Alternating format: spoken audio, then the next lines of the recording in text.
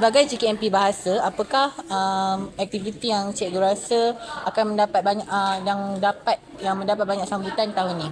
Okey, pada pendapat saya sejujurnya semua aktiviti memang sangat menarik. Tapi pada pendapat saya yang paling menarik minat adalah comic strip dan juga motivational quotes, okey, yang mendapat banyak penyertaan. Okey, di sini saya ingin jelaskan bahawa dengan adanya Karnival Bahasa ini bukan sahaja untuk menarik minat pelajar, tapi dalam masa yang sama untuk meningkatkan penguasaan bahasa, tak kiralah dalam bahasa Melayu, bahasa Inggeris, bahasa Cina, bahasa Tamil dan juga bahasa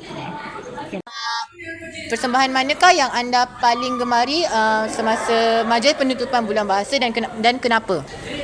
Bagi saya rasa of course lah persembahan yang Cina, sebab tarian kipas tu pusing kipas tu memang yang tarian kipas tu memang wajib ada setiap tahun, and saya rasa tarian Cina tu yang paling memukau antara semua.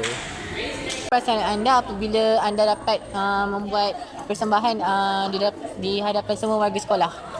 Saya rasa seronok, sangat seronok sebab dapat menunjukkan diorang punya tarian tradisional, diorang punya cara nak menari, dengan diorang boleh nampak yang benda tu, tarian tu boleh nampak gagah dan cantik.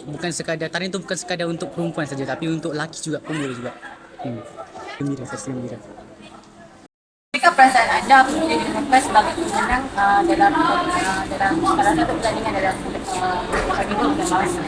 Alhamdulillah, saya berasa syukur. Terima kasih cikgu sebab memberikan saya peluang menyertai pertandingan debat. Alhamdulillah, terima kasih.